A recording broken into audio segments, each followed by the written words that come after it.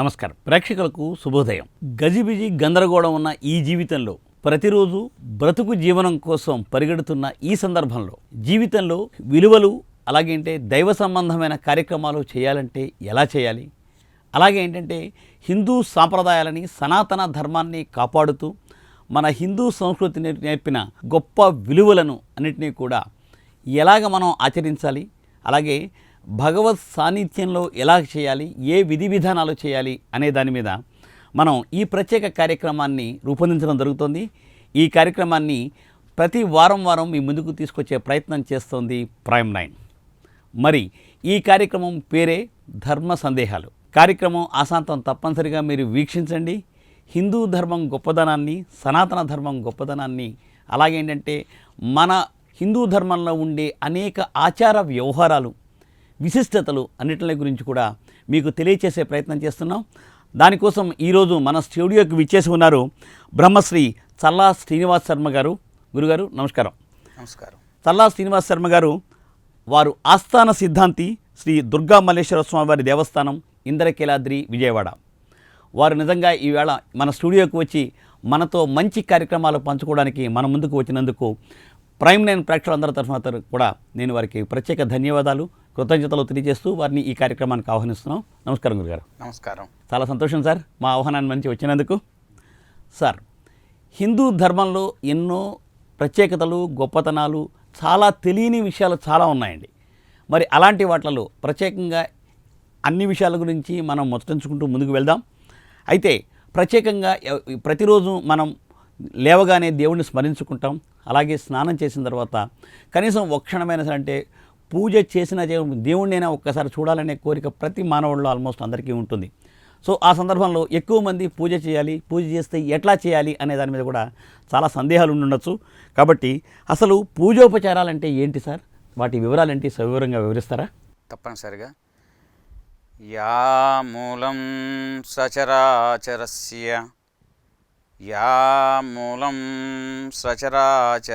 జగత పుంస పురాణీ సఖి వ్యక్తాత్మ పరిపాలనాయ జగతాం ఆప్తావతారస్థితి దుష్టధ్వంస సదిష్టదాన విదయే నానాసనాధ్యాసిని శ్రీశైలాగ్రనివాసిని భవతు మే శ్రేయస్కరీ భ్రామరీ. ఓం శ్రీమాత్రే నమః. పూజోపచారములు ఎన్ని రకాలు? మనకి పూజోపచారాల్లో పంచోపచారములని, అదేవిధంగా దశోపచారములని, షోడశోపచారములని, ఆ షోడశోపచారంలో కూడా 2 రకాలుగా ఉన్నాయి. ముందుగా పంచోపచారముల గురించి తెలుసుకుందాం.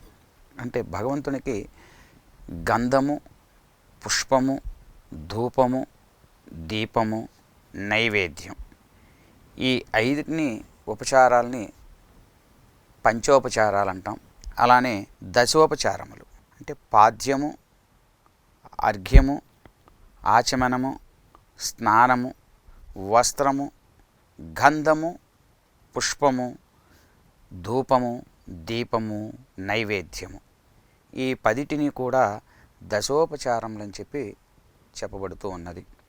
అలానే షోడశోపచారములు, వీటిలో మొదటి విధము పాద్యము, అలానే అర్ఘ్యము, ఆచమనము, స్నానము, వస్త్రము, ఆభరణాలు, పుష్పము, ధూపము, దీపము, నైవేద్యము, ఆచమనము, తాంబూలము, తర్వాత ప్రార్థన, స్తోత్రం, తర్పణం, నమస్కారం. ఈ 16 కూడా షోడశ అంటే 16. అలానే వీటిలో ఇంకొక రకంలో కూడా ఇంకొక పద్ధతి కూడా ఉన్నది. ఆసనము, పాద్యము, అర్ఘ్యము, ఆచమనము, అదేవిధంగా మధుపర్కము, వస్త్రము, అట్లనే యజ్ఞోపవీతము, గంధము, ఆభరణము, పుష్పములు, ధూపము, దీపము, ఆచమనము, నైవేద్యము, అలానే తాంబూలము, సువర్ణ పుష్పాలు, నీరాజనం, మంత్రపుష్పం, ప్రదక్షిణ, నమస్కారం. ఈ 16 ఈ విధంగా కానీ షోడశోపచారంలో ఆ 16 ఈ 2 విధాలలో షోడశోపచార పూజల్లో ఈ విధంగా కూడా ఆచరించవచ్చు. ఇలా కాకుండా ఇంకా కొన్ని ఉన్నాయి. ఇంకా వాటికి ఈ షోడశోపచార పూజల్లో విధిలో మనకి కొంత భిన్నాభిప్రాయాలు కూడా కొన్ని ఉన్నాయి వీటిలో కూడా. అంటే భిన్న అంటే షోడశ కళాత్మక పురుష అని మనకు చెప్పబడుతూ ఉంది, సూక్తి ఉన్నది. దాని ప్రకారం అనుసరించి మనము వీటికి ప్రతీకగా భావించి వాటితో పాటుగా మనము ఈ షోడశోపచార పూజలని రహస్యంగా మనకు తెలుస్తుంది. ఏ విధంగా అంటే వాటిల్లో కూడా మనకి కొంత ఉపచార గ్రంథంలో చెప్పబడిన శ్లోకం కూడా ఉంది. ఏకం పంచజ అని చెప్పేసి శ్లోకం ఒకటి ఉంది. దాని ప్రకారము తీసుకున్నట్లయితే 1, 5, 6, 8, 10, 12, 16, 24, 32, 36, 64 ఇట్లా అనేక శక్తిని బట్టి అనేక ఉపచారాలు ఉన్నాయి. ఇలా ఎన్నైనా ఉపచారాలు చేసుకోవచ్చు. అందుకని ప్రాథమికంగా పంచోపచారాలు అది ప్రాథమికము. ఇక తర్వాత స్థాయిని బట్టి మనకి ఉన్నదాన్ని బట్టి ఎన్ని ఉపచారాలైనా శక్తి ఉంటే ఎన్ని ఉపచారాలైనా కూడా చేసుకోవచ్చు. ఇది పంచోపచారాలు చాలా చక్కగా వివరించారు సార్. మరి సార్, దేవుడికి పూజ చేసేటప్పుడు పుష్పాలు చాలా ప్రాధాన్యతను వహిస్తాయి. పుష్పాలు రకరకాల పుష్పాలు ఉంటాయి, చూడడానికి అందంగా ఉంటాయి. ప్రతి దేవుడికి ఓ పుష్పం అనేది ప్రత్యేకత ఉంటుంది. ఆ పుష్పంతో పూజిస్తే ఆ దేవుడు పరవశించిపోతాడనేది నానుడి, అందరూ అనుకునేది. అయితే సార్, అయితే ఆ దేవుడి పూజ కోసం ఆ పుష్పాలను సేకరించడానికి ఏదైనా ప్రత్యేకమైన విధి విధానం ఉంటుందా? దాన్ని ఎలా సేకరించాలి? పుష్ప సంపాదన అని చెప్పబడి ఉన్నది సార్. ఈ భగవంతుని నిమిత్తమై పుష్ప సంపాదన చేసేటటువంటి పద్ధతులు చెప్పబడ్డాయి. ముందుగా ప్రాతకాలం నందే లేచి చక్కగా కాలకృత్యములన్నీ ముగించుకొని స్నానపాదనలు చేసి ఆ తరువాత మనము దేవ పూజ చేస్తాం. ఈ దేవ పూజ చేయటానికి కొరకు మనము తులసిని, బిల్వపత్రాలను, పుష్పాలను వీటన్నిటిని ఇవి ఏవి త్రెంచవలనన్నా కూడా స్నానానంతరమే త్రెంచాలి. స్నానము చేయకుండా పుష్పాన్ని స్వీకరించాలి.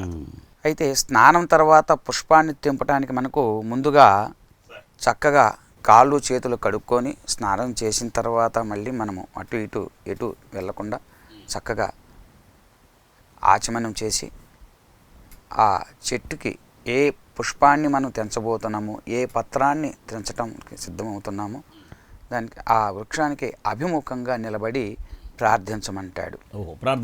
ప్రార్థన ఉంటుంది. Okay sir. మానుశోకం కురుష్వత్వం స్థానత్యాగం చ మా కురు అని శ్లోకం ఉన్నది. ఆ శ్లోకాన్ని మనం పఠిస్తూ దేవతా పూజార్థం ప్రార్థయామి వనస్పతే, నిన్ను తెంచుతున్నానని చెప్పి భావన చేసుకొని అప్పుడు పుష్పాన్ని మనము ఈ చెట్టుకి దగ్గర ఉండేది ప్రార్థించాలి. ముందు ప్రార్థించిన తర్వాత మొదటి పుష్పం తెంపేటప్పుడు ఒక నామం ఉన్నది. ఏంటి గురుగారు? దానికి ఓం వరుణాయ నమః అంటూ మొదటి పుష్పాన్ని తెంచాలి. వరుణాయ నమః. తర్వాత ఓం వ్యోమాయ నమః అంటూ రెండో పుష్పాన్ని తెంచాలి. అదేవిధంగా ఓం పృథివ్యై నమః అంటూ మూడో పుష్పాన్ని తెంచాలి. ఆ తర్వాత మిగిలినవి మనకి ఎన్ని అవసరమో అన్ని ఆ పుష్పాలని మనం తెంచుకోండి. ఈ విధంగా పుష్పాన్ని మనము తెంచుకోవాలి. అంటే ప్రార్థన చేసి 3 మంత్రాలు పఠిస్తూ పుష్ప సేకరణ ముందుగా ఆ మొక్కకి ప్రార్థన చేసిన తర్వాత ముందుగా ప్రార్థన శ్లోకం మానుశోకం కురుష్వత్వం స్థానత్యాగం అని చెప్పేటటువంటి శ్లోకం చెప్పుకున్న తరువాత పుష్పాన్ని తెంచే ముందు ఒక్కొక్క పుష్పానికి ముందుగా మొదటి 3 పుష్పాలకి ఆ విధమైనటువంటి చెప్పి ఆ పుష్పాన్ని త్రెంచాలి. అది అలా చేయనటువంటి త్రెంచనటువంటి పుష్పము కూడా స్వీకరించని నిష్ఫలము అని కూడా చెప్పబడుతుంది. సంతోషం సార్.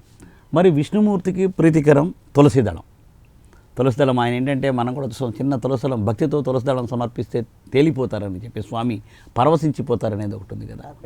మరి ఆ సిచ్యువేషన్లో అలాంటి సందర్భంలో సరే తులసిదళం సేకరించడానికి ఏదైనా ప్రత్యేకంగా విధి విధానం ఉందా? తులసీం ఏ విచన్వంతి ధన్యాస్తే కరపల్లవాహ.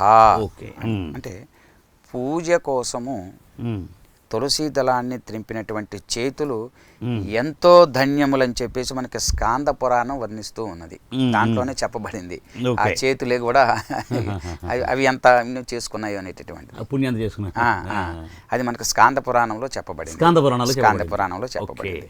అయితే తులసిని ఒక్కొక్క ఆకుని త్రెంచకూడదు. ఎప్పుడు దళము 2 అంటే తులసికి అగ్రంలో 2 ఇలా ఉంటాయి ఆకులు. అవును సార్, పంగలాగా. అవునవునవును. ఈ 2 ఆకులే కాకుండా ఇంకొక కింద ఒక ఆకు కూడా ఉండాలి. ఓకే, అంటే 3 ఆకులు ఉండాలి. అంటే దళమే మనకు లెక్క, కానీ కింద కాడకు ఒక ఆకుతో కూడుకున్నటువంటి దాన్ని తెంచాలి.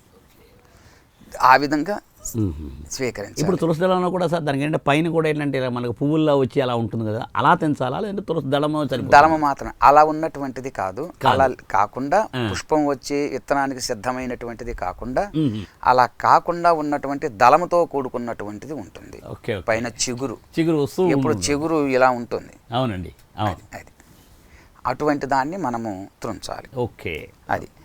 అయితే అన్ని పుష్పముల కంటే కూడా తులసి మంజర్లు అనేటివి అత్యంత శ్రేష్టముగా భగవంతునికి చెప్పబడినటువంటి తులసి మంజర్లు. అంటే సార్ అది ఎక్కడైనా దొరుకుతుందా ప్రత్యేకంగా? తులసి మంజరి అంటే అదే తులసి.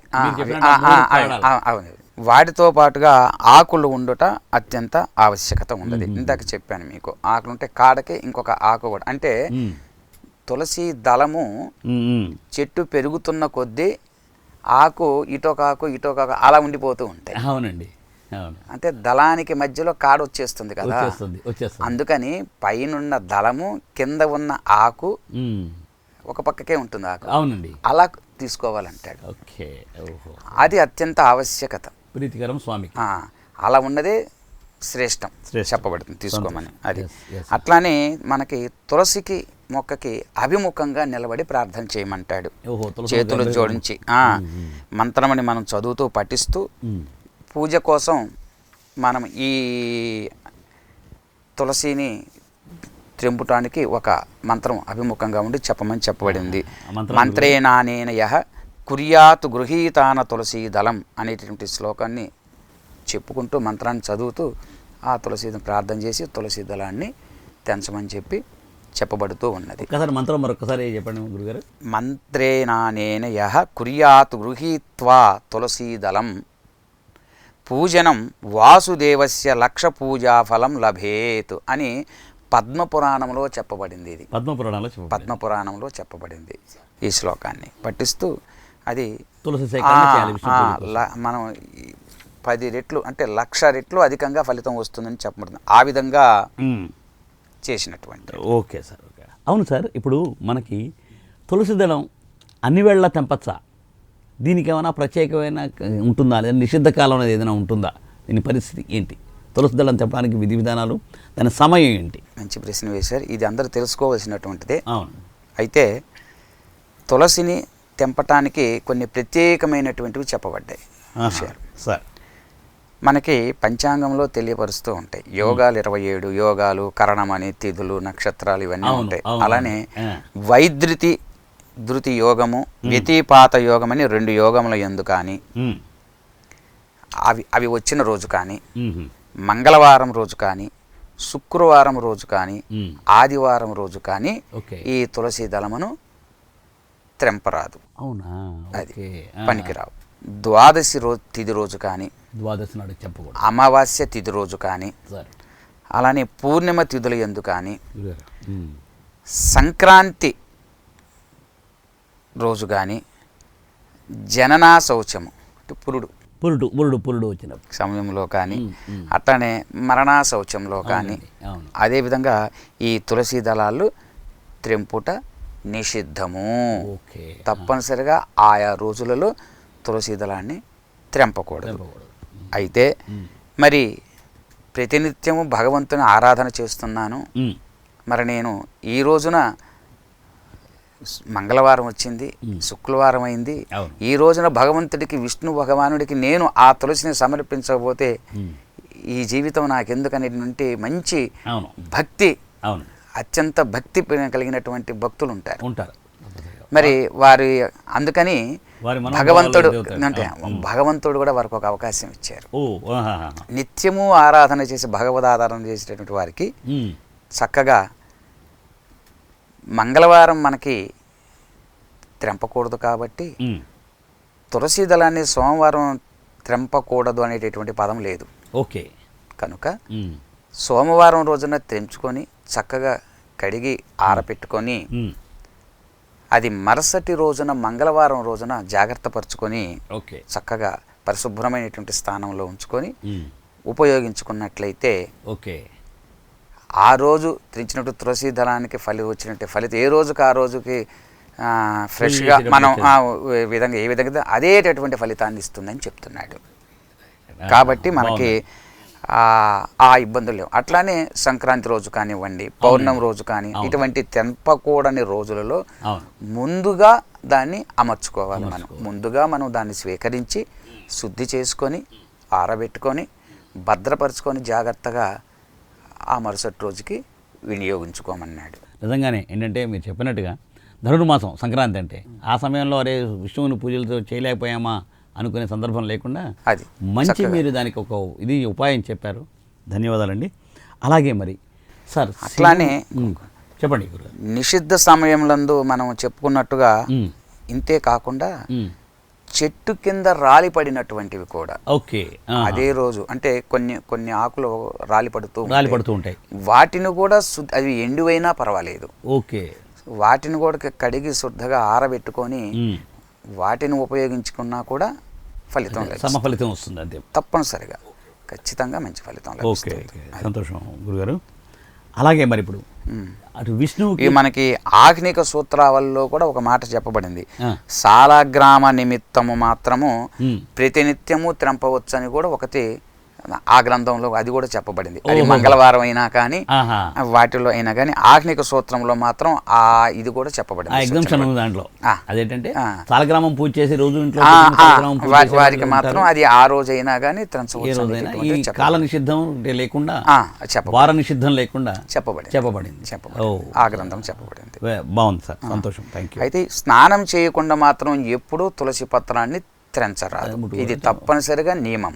Okay sir. అసలు తులసి చెట్టుని తాకరాదు కూడా స్నానం చేయకుండా. ఈ నియమాన్ని పాటించినట్లయితే అత్యంత పుణ్యఫలము తప్పనిసరిగా లభిస్తుంది. సంతోషం గురుగారు. మరి అలాగే మరి విష్ణువుకి తులసిదళం అంటే ఎంత ప్రీతం, శివుడికి చిన్న భక్తితోటి ఒక చిన్న మారేడు దళం వేస్తే చాలు ఆయన పొంగిపోతాడని చెప్పి బోళాశంకరుడు అంటారు స్వామిని. అలాంటప్పుడు మరి మారేడు దళంతో శివుడిని పూజించడానికి ప్రత్యేకత ఏంటి, దాని విశిష్టత ఏంటి? అంటే మారేడు దళం అంటే 3 ఆకులు ఉన్నది ఉంటాయా, ఇంకా ఏమైనా ఇంకా ప్రత్యేకంగా దాంట్లో ఏమైనా ఉన్నాయా, వివరిస్తారా?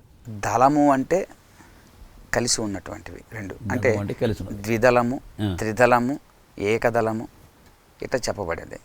త్రిదళం అంటే 3, అంటే ఒకే కాడకి 3 ఆకులు అంటి పెట్టుకొని ఉంటాయి. అట్లానే ఒకే కాడికి ఒక ఆకు మాత్రమే ఉంటుంది, అంటే కాడ ఉండి కాడకే ఆకు ఉండటం. గురుగారు ఒకే కాడ అంటే ఒక కాడికి ఇటో ఒక కాకు అటో కాకు అలా ఉండటం కాదు ఇది. అట్లా ఏక బిల్వం అని మనకి శ్రీశైలంలో కూడా ఏక బిల్వ వృక్షం ఉన్నది. ఇంకా పంచబిల్వాలు, వీటిలో కూడా 5 బిల్వాలు ఉన్నటువంటిది, 11 బిల్వాలు ఉన్నటువంటివి కూడా కొన్ని ఉన్నాయి.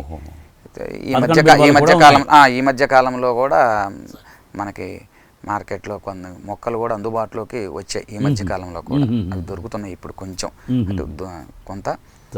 కాబట్టి ఈ బిల్వ వృక్షం వద్దకు వెళ్ళి మనము తులసి మొక్కకి ఏ విధంగా అయితే వెళ్ళామో అదేవిధంగా ఈ బిల్వ వృక్షం దగ్గరికి వెళ్ళి ఆ వృక్షానికి అభిముఖంగా నిలబడి ఈ శ్లోకం చెప్పుకొని అది అమృతోద్భవ శ్రీవృక్ష మహాదేవ ప్రియ సదా గృహ్ణామి తవ పత్రాన్ని శివపూజార్థమాధరాత్ అని చెప్పాలి. ఇది ఆచార్యేంద్ర అనేటువంటి గ్రంథంలో ఉన్నది ఈ శ్లోకం. దాంట్లో ఈ శ్లోకాన్ని పఠిస్తూ ప్రార్థన చేస్తూ ఈ మంత్రం జపించి ఆ పరమేశ్వరుడికి శివుని నిమిత్తము జపం నిమిత్తముగా బిల్వదళమును త్రింపుటకు అనుమతించమని చెప్పేసి ముందుగా ప్రార్థన చెప్పి వృక్షం యొక్క అనుమతిని తీసుకోవాలి. మరి ఈ బిల్వపత్రం తేవడం నిశ్చిత సమయం ఉందా, దాని విధి విధానాలు ఏంటి సార్? ఇదే ఎక్కువగా పాటించవలసినవి. ఎప్పుడు పడితే అప్పుడు, కొంతమంది రాత్రిపూట ఎప్పుడు అవసరమైతే అప్పుడు, ఏం లేదు బయట నుంచి రావటం, చెట్టు కావటం, కోయటం, తెంచడం, ఇట్లా చేయకూడదు. ఇవి అటువంటి చేసినటువంటి పూజకి పనికిరావు. ఓకే, అంటే పూజకి పని మీరు చేసినా కూడా ఆ పూజా ఫలితం అనేది ఫలము లభించదు. అటువంటి ఫలము లభించినటువంటి పని చేయటం ఎలా? అంతే కదా, అంతే కదా. అది అట్లానే చతుర్థి రోజు కానీ, చతుర్థి రోజు కానీ, అష్టమి రోజు కానీ, నవమి రోజు కానీ, చతుర్దశి రోజు కానీ, అమావాస్య తిథి ఎందు కానీ, ఈ తిథుల ఎందు కానీ, లేదా సంక్రాంతి రోజు కానీ, సోమవారం రోజు కానీ ఈ బిల్వ పత్రాన్ని తెంచకూడదు. అంటే అయితే ఈ బిల్వ పత్రములను మాత్రం భగవానునికి మిక్కిలి చాలా ప్రీతికరమైనటువంటిది. అంటే ఒక బిల్వాన్ని సమర్పిస్తేనే శివుడు బోలాశంకరుడు. ఏ వరం కావాలన్నా ఇస్తాడు ఆయన. అంత బోలాశంకరుడు చక్కగా. కాబట్టి ఆయనకి అత్యంత ప్రీతికరమైనది. ఎన్నో కొనకొచ్చి ఏవేవో డబ్బు ఖర్చు పెట్టి ఏమీ చేయలేదు. చక్కగా ఆ బిల్వవృక్షం దగ్గరికి వెళ్ళి ఒక్క బిల్వాన్ని భక్తితో త్రుంపి అది తీసుకొచ్చి ఆ శివుడు లింగం మీద కనుక సమర్పించినట్లయితే అసలు పరవశించిపోతాడు, పరమశివుడు. కాబట్టి ఇవి నిషిద్ధ సమయాలు.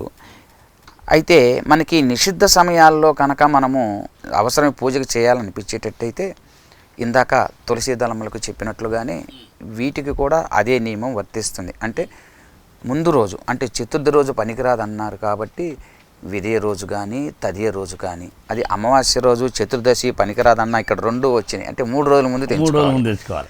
అది ద్వాదశి రోజు, త్రయోదశి రోజు కానీ ఆ బిల్వాన్ని తుంచుకొని చక్కగా దాన్ని కడిగి శుభ్రంగా ఆరబెట్టుకొని భద్రపరుచుకొని వాటిని ఉపయోగించుకోవచ్చు. ఈ పద్ధతిలో ఉపయోగించుకోవచ్చు. అయితే ఒక్కొక్కసారి మనకి ఎంత ప్రయత్నించినా కూడా బిల్వపత్రం లభించినటువంటి పరిస్థితులు కూడా ఉంటాయి. ఒక్కొక్కసారి ఏర్పడతాయి సార్. చెట్టుకి ఉండకపోవచ్చు ఆకులు, మనకి ఆకులు రాలే కాలం ఉంటుంది. అటువంటి సందర్భంలో కావచ్చు, ఇంకేదైనా కావచ్చు, రకరకాల మనకు దగ్గరలో అందుబాటులో లేకపోవచ్చు, మనం ఉన్న స్థానానికి అందుబాటులో లేకపోవచ్చు. అవునండి. అటువంటి సందర్భంలో పూజలో అర్చింపబడినటువంటి ఆ బిల్వాలకి నీటితో, అంటే చెట్టు కింద రాలిపడి గతంలో ఉన్నటువంటి ఉన్నవి వేరుకొని వాటిని నీటిలో శుభ్రంగా కడిగి వాటిని సమర్పించవచ్చు అని చెప్పేసి మనకి శాస్త్రవచనం చెప్పబడుతూ ఉన్నది. ఆ విధంగా కూడా మనం సమర్పించవచ్చు. అలాగే సార్, దీనికి ఏమైనా అంటే సంధ్యావేళలో తీసుకోకూడదు, బిల్వపత్రాలు సేకరించకూడదు, అట్లా ఏమైనా ఉందా అండి? చెప్పాను కదా, చెయ్యకూడదు. ఇది సంధ్యా సమయాలు, ఉభయ సంధ్యా సమయాలు పనికిరావు. ఆ సంధ్యా సమయం తప్పించి తీసుకోవచ్చు. ఓకే, ప్రాతకాలంలో అయితే ప్రాశస్యం, అంటే సంధ్యాకాలములు తప్పించి. ఓకే. రాత్రిపూట కొయ్యకూడదు, సూర్యుడు అస్తమించిన తర్వాత కొయ్యకూడదు, సూర్యుడు ఉదయించక ముందు త్రెంచకూడదు. Okay, right. ఈ 2 తప్పనిసరి. చాలా సంతోషం. పూజోపచారాలు అలాగే పుష్ప సేకరణ గురించి చాలా చక్కటి విషయాలు మా ప్రేక్షకులతో మాతో పంచుకున్నారు. సో సార్, ఏంటంటే తప్పనిసరిగా మీరు చెప్పిన ఆ విధి విధానాలని మేము తప్పనిసరిగా పాటిస్తూ మేము మంచి పూజ చేసి భగవంతుడి కృపకు మా ప్రేక్షకులు అందరూ కూడా పాత్రలు కావాలని ఆశిస్తున్నాం. ప్రైమ్ లైన్ యాజమాన్యం. Thank you sir. ఇది ఈవేళటి ధర్మ సందేహాలు కార్యక్రమం. మళ్ళీ వచ్చే వారం మరొక టాపిక్ తోటి మీ ముందుంటాం. అలాగే దీంట్లో ఎన్నో కొత్త విషయాలు, కొత్త సంగతులు మీతో ప్రతివారం ముచ్చటించడానికి మేము ప్రయత్నం చేస్తాం. తప్పనిసరిగా చూడండి ప్రైమ్ 9 ధర్మ సందేహాలు కార్యక్రమం ప్రతి ఆదివారం.